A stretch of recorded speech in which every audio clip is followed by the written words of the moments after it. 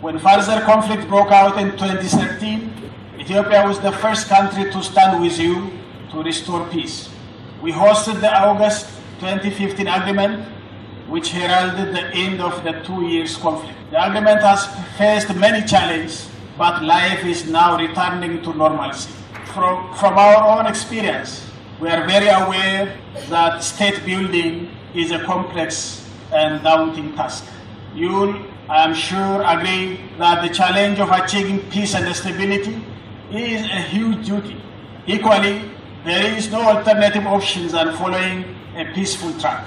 Even an unsatisfactory peace is better than continued conflict. Armed conflict has never been a solution, a lasting solution for the freedom and nation building.